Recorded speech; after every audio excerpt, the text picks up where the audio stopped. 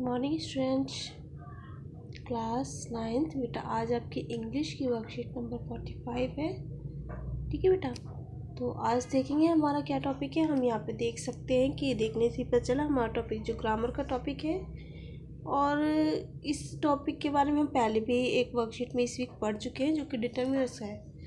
तो देखते बेटा कि स्टार्ट करते हैं क्या है आज इस वर्कशीट में।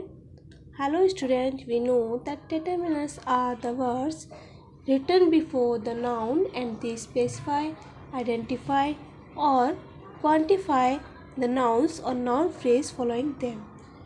तो जैसा कि हमने पहले भी पढ़ चुके हैं और हमें पता है कि डिटर्मिनर्स क्या होते हैं।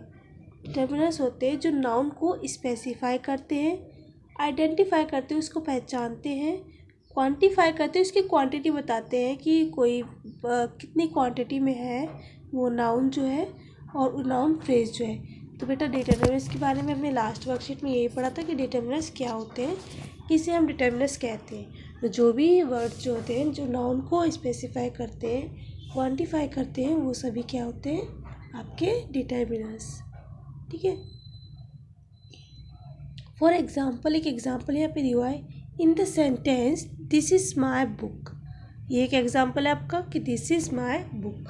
अब बुक में देखेंगे बेटा, बुक इज़ नाउन, बुक एक कॉमन नाउन है। ठीक है, and the word my tells that the book belongs to me. और जो इसमें वर्ड माई जुड़ा हुआ है वो माई वर्ड हमें ये बता रहा है, ये वर्ड, कि ये बुक जो है वो किसकी है, यानी कि किसको बिलोंग करती है। तो यहाँ पर नाउन के बारे में बता रहा है कि वो बुक जो है वो किसको बिलोंग करती है। The determiners mine refers to a book which is mine. तो डिटर्मिनर्स जो है वो एक बुक को रेफ़र कर रहा है जो कि मेरी है। ठीक है, तो डिटर्मिनर्स हम अच्छे से समझ चुके हैं। आज उसका एक रिवीजन हमारे पास हो गया है। लास्ट वर्कशीट में हमने इसका डेफिनेशन अच्छे से कर ली थी कि क्या होता है डिटर्मिनर्स। आज हम इसके कुछ टाइप पढ़ने जा रहे हैं। Determiners are mainly have two functions. इसके मेनली जो है टू फंक्शन होते हैं। मेनली जो है वो दो काम करता है। रेफरिंग टू द नाउन, जो नाउन होता है उसको रेफ़र करता है कि ये कौन सा नाउन है। ठीक है, जो नाउन है वो किसको रेफ़र कर रहा है, किसके लिए। दूसरा है क्वांटिफाइंग द नाउन। क्वांटिफाई का मतलब उसको काउंट करना। ठीक है, काउंटिंग बताता है कि नाउन जो है वो कितना है, एक है, दो है, बहुत सारा है, छोटा है, बड़ा है, कितना है, वो सारा क्वांटिफाई में आता है। तो नाउन जो है वो ये भी बताता है, नाउन के बारे में ये डिटर्मिनर्स ये बताता है कि वो कितनी क्वांटिटी में है या फिर वो किससे रेफ़र कर रहा है। ठीक है, let us understand the functions of determiners. तो अब हम देखते हैं फंक्शंस ऑफ डिटर्मिनर्स, या आप हम इसे इजी लैंग्वेज में ही बोल सकते हैं कि डिटर्मिनर्स के जो है हमारे पास कितने टाइप्स होते हैं या कितने टाइप्स के हम डिटर्मिनर्स को डिवाइड कर सकते हैं। ठीक है बेटा, तो अब हम इसके टाइप्स पढ़ते हैं। तो सबसे पहले आप देखेंगे आपको दिया हुआ है स्पेसिफाइड डेफिनेटनेस ऑफ नाउन, यानी कि जो वर्ड जो है आपको डेफिनेट बताते हैं कि वो चीज़ डेफिनेट है या नहीं है। आप लोग आर्टिकल के बारे में एक टॉपिक में पढ़ चुके थे पहले ही। ए अंदर जो आर्टिकल होते हैं, दा जो है वो आपका कौन सा आर्टिकल होता है, डेफिनेट। और ये ए और एन आपके जो होते हैं वो इनडेफिनेट आर्टिकल होते हैं।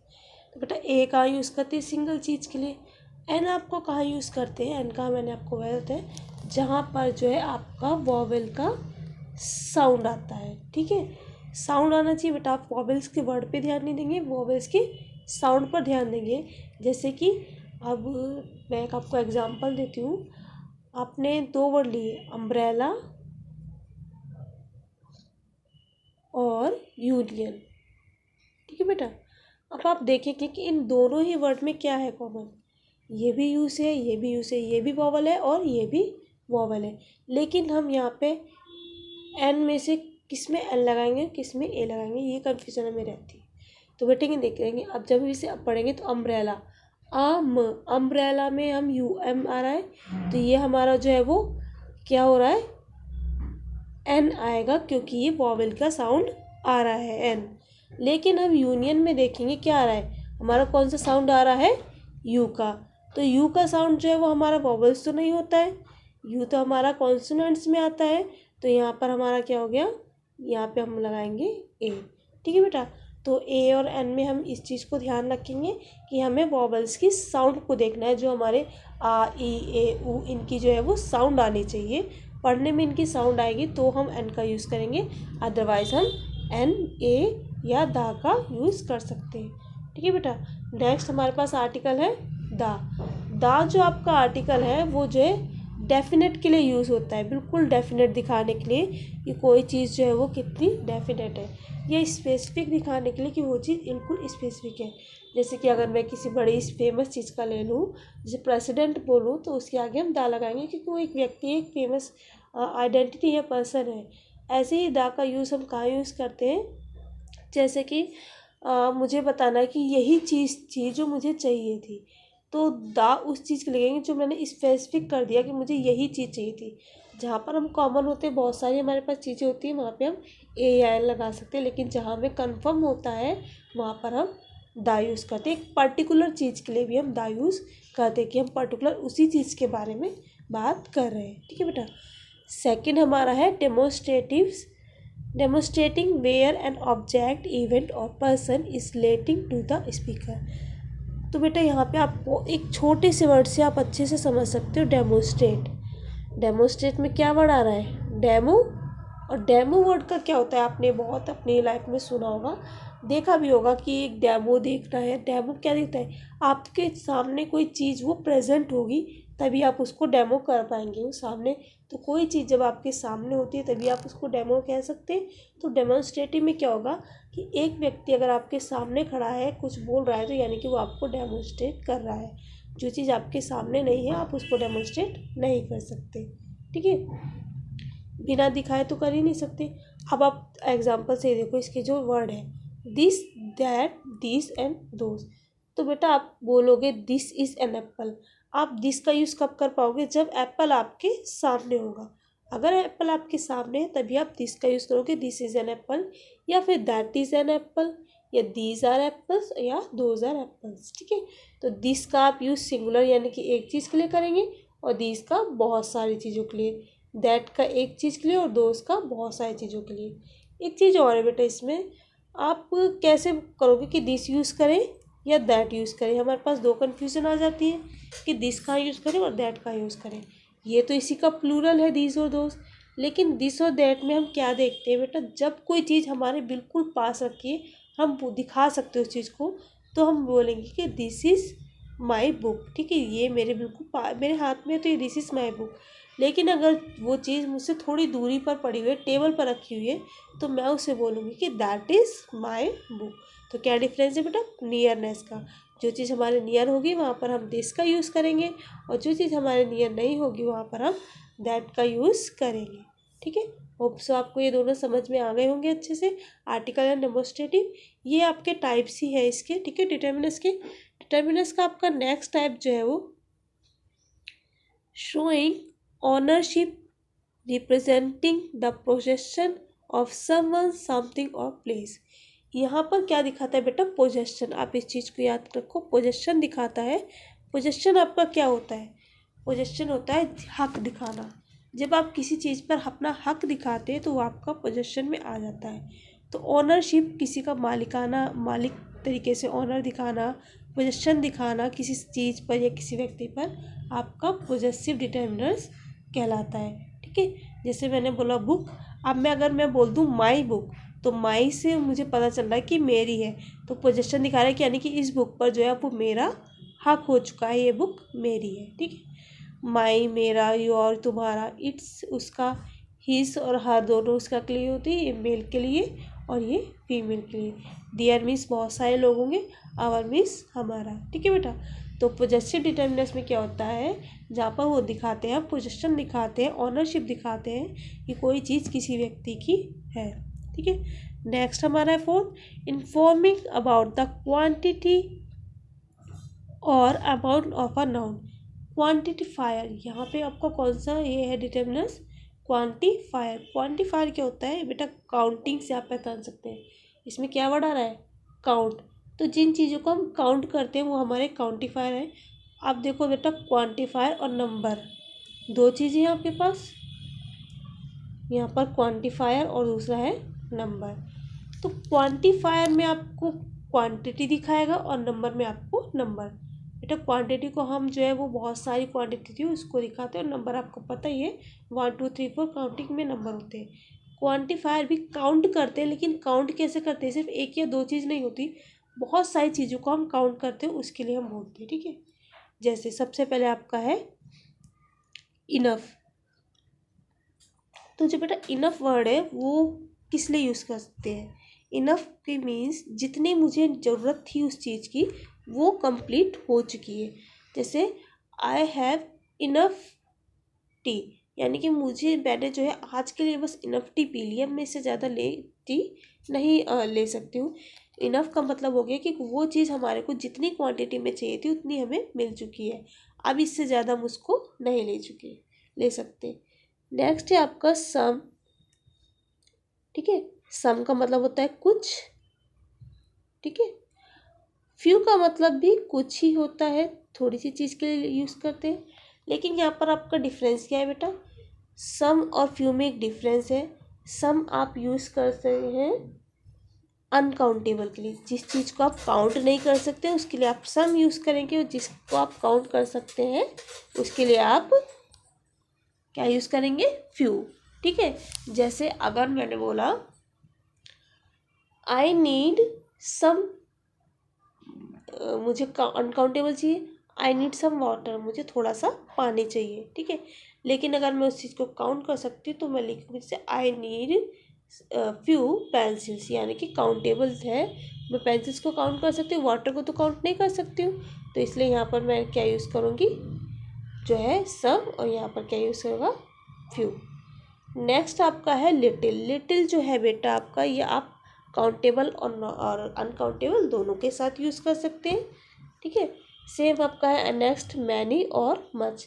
मैनी और मच में आपका क्या डिफरेंस है? सेम जो आपका सम और फ्यू में था। ठीक है, जिस चीज़ को आप काउंट कर सकते हैं उसके लिए आप मैनी लगाएंगे, जिस चीज़ को आप काउंट नहीं कर सकते उसके लिए आप मच यूज़ करेंगे। ठीक है, जैसे आई हैव मैनी फ्रेंड्स, तो मेरे पास बहुत सारे फ्रेंड्स हैं, उनको आप काउंट कर सकते हैं।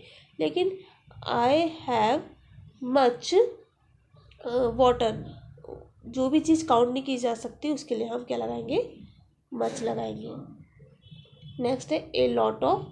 ए लॉट ऑफ में आप लगा सकते हैं जिसमें आपको जितनी बहुत ज़्यादा चीज़ हो गई है, जितनी ज़रूरत थी उससे ज़्यादा हो गई है, लॉट्स ऑफ हो चुका है मेरा बहुत ज़्यादा।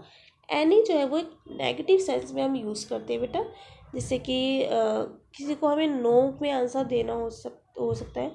मीन्स आप इस चीज़ को याद रखेंगे, जहाँ भी आपको नेगेटिव सेंटेंस दिया हो वहाँ पर मोस्टली आप जो है वो एनी का यूज़ कर सकते हैं।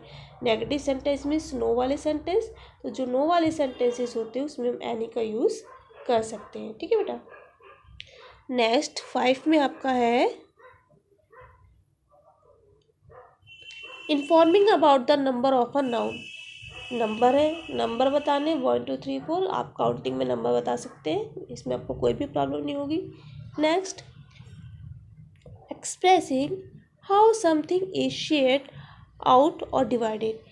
ये एक्सप्रेस करना कि कोई चीज़ को कैसे डिवाइड किया जाता है। डिवाइड का यहाँ पर आ रहा है, डिस्ट्रीब्यूट करने का आ रहा है, तो ये आपका कौन सा डिटर्मिनर्स है? Distributive determiners. तो डिस्ट्रीब्यूटिव में आप क्या देखेंगे बेटा? किसी चीज़ को हम डिवाइड करेंगे, ईच एवरी।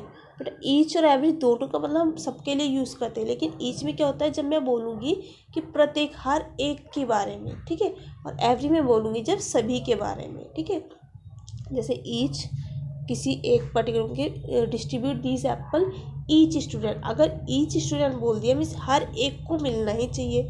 एवरी स्टूडेंट में मैंने बोल दिया हाँ सभी को मिलना चाहिए, हर एक को मिलना चाहिए। नेक्स्ट है ईदर। ईदर होता है आपको या तो, नीदर मीन्स ना तो, यानी कि या तो ये आया होगा या तो वो आया होगा।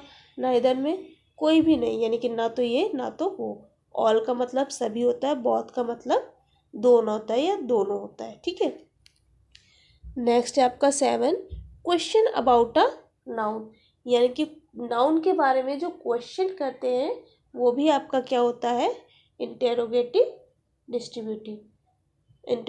डिटर्मिनर्स। ठीक है, तो इंटेरोगेटिव डिटर्मिनर्स में इंटेरोगेटिव सेंटेंसेस आपने पढ़ रखे हैं, आपको पता है कौन से वर्ड्स होते हैं जो कि जिन्हें हम इंटेरोगेटिव से कहते हैं। जैसे कि विच, हुज, व्हाट, जो कि WH फैमिली से स्टार्ट होते हैं, वो सभी आपके इंटेरोगेटिव होते हैं। तो इंटेरोगेटिव डिटरमिनेंट्स में आप यही सीखेंगे कि कौन सी चीज़ क्या है। नाउन के बारे में बताएगा कि क्वेश्चन करेगा कि नाउन जो वो कितना है, क्या है। ठीक है, तो होप सो आपको अच्छे से डिटरमिनेंट समझ में आ गया होगा। अब आज की एक्सरसाइज देखते हैं कि आज की एक्सरसाइज में हम क्या देखेंगे। Read the conversation given below and fill the blanks with determinants. यहाँ पर आपको कुछ कन्वर्सेशन दी है बेटा, आप पिक्चर देख रहे हैं, यहाँ पर एक पिक्चर दी हुई है आपको। इस पिक्चर को देखकर भी आप समझ सकते हैं कि क्या है ये। एक कन्वर्सेशन दी है दो लोगों के बीच की, ठीक है, यानी कि एक वेजिटेबल सेलर है और एक लेडी है जो वेजिटेबल्स खरीद रही है। इन दोनों के बीच की बातचीत जो है वो आपको दी हुई है। आपको क्या करना है, इनको कंप्लीट करना है यूजिंग डिटरमिनेंट्स। तो आपको देखोगे यहाँ पे ब्रैकेट में बताया गया कि आपको कौन सा डिटरमिनेंट्स यूज़ करना है। ठीक है बेटा, तो स्टार्ट करते हैं। बीना, नमस्ते दीदी, what you want to buy today. तो जो बीना है वो वेजिटेबल सेलर है और वो पूछ रही है कि दीदी आप क्या खरीदना चाहते हो। तो अजय जो है वो बोलती है, नमस्ते Bina, I want to buy dash bananas. वो कहती है कि मुझे बनाना खरीदने हैं। तो बेटा देखो क्या यूज़ करना है आपको यहाँ पर, क्वांटिफायर। क्वांटिफायर आपके ये रहे, ठीक है। अब जो है वो कहती है कि मुझे बनाना खरीदने हैं, यानी कि वो बता रही है कि मुझे कुछ बनाना खरीदने हैं, ठीक है। तो क्या आएगा यहाँ पर बेटा, सबसे पहले आपका आ जाएगा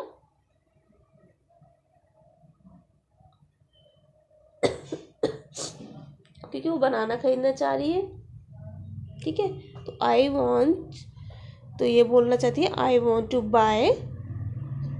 क्वांटिफायर्स में से आपका क्या आ जाएगा इसमें, सम, मैं कुछ बनाना खरीदना चाहती हूँ, ठीक है। नेक्स्ट सेंटेंस है आपका, बीना सी, वो बीना जो है ना दिखा रही है, बनानास आर फ्रेश। दिखाकर बोल रही है, देखो बेटा दिखाकर बोल रही है कि ये वाले बनाना जो है वो फ्रेश है। डेमोन्स्ट्रेटिव यूज़ करना है। डेमोन्स्ट्रेटिव में मैंने आपको बताया था this, that, these and those.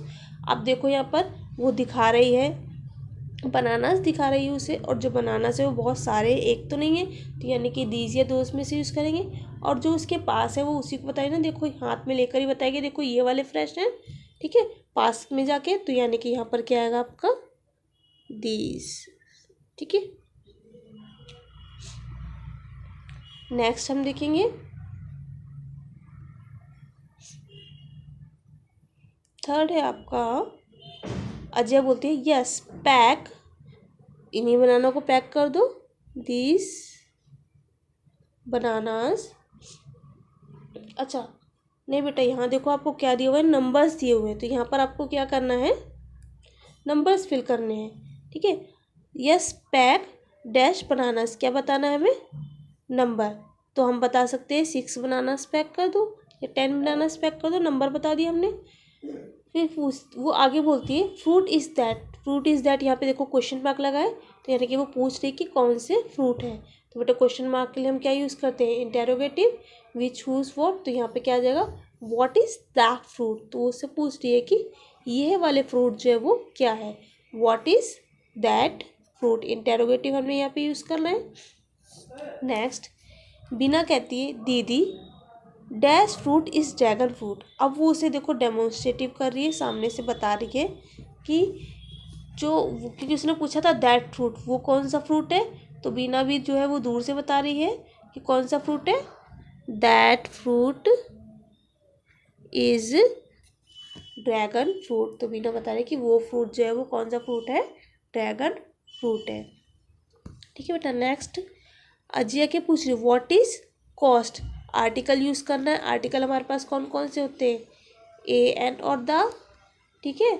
और यहाँ पे वो उसी एक पर्टिकुलर चीज़ के बारे में पूछ रही है, ठीक है। तो क्या आएगा बेटा, the, what is the cost, ठीक है बेटा। तो बीना कहती है इट इज़ रेट 350 पर kg। अजय बोलती I am not buying it, how does it taste like. मैं इसे नहीं खरीद रही हूँ, पता नहीं ये कैसा टेस्ट करता हो, ठीक है। नेक्स्ट हम देखते हैं आगे। बीना, इट टेस्ट लाइक। अब देखो बेटा यहाँ पे आपको क्या यूज़ करना, आर्टिकल अगेन यूज़ करना है, mix of kiwi and peer. यहाँ पर आपको बताया कि इसका टेस्ट कैसा है, कीवी और पीयर का जैसा टेस्ट होता है वैसा है। आपको पर्टिकुलर बता दिया एक चीज़ के बारे में, एकदम फिक्स बता दिया कि आपको जैसा कीवी का टेस्ट है वैसा ही पीयर का टेस्ट है, वैसा ही इसका टेस्ट है। यानी कि जो बिल्कुल फिक्स बता दिया, कंफर्म बता दिया, डेफिनेट बता दिया हमें। तो हम यहाँ पे क्या यूज़ करेंगे,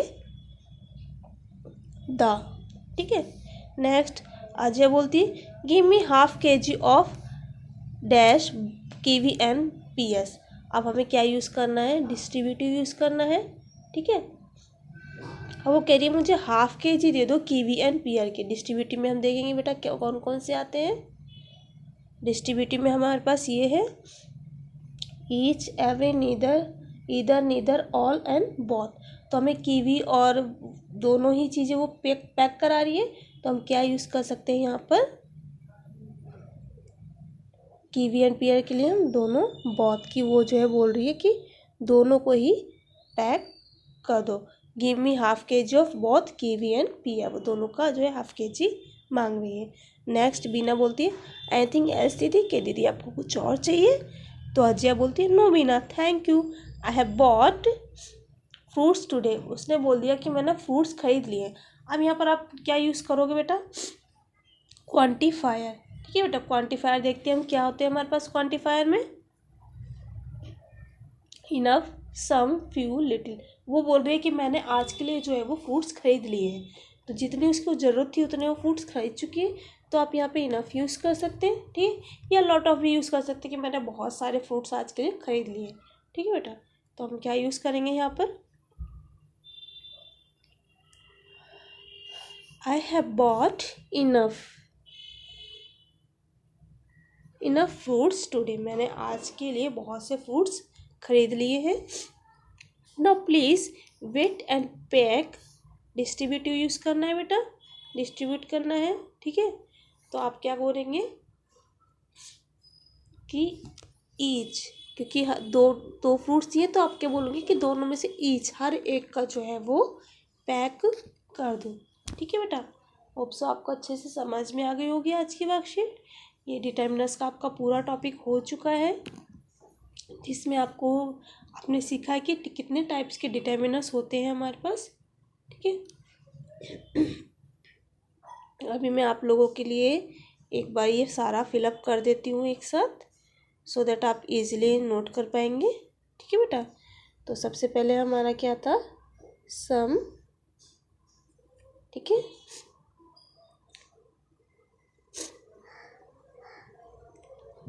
these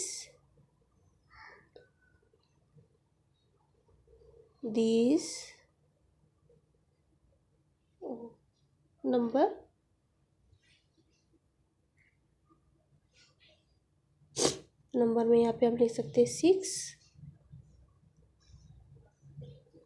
इंटरोगेटिव वॉच,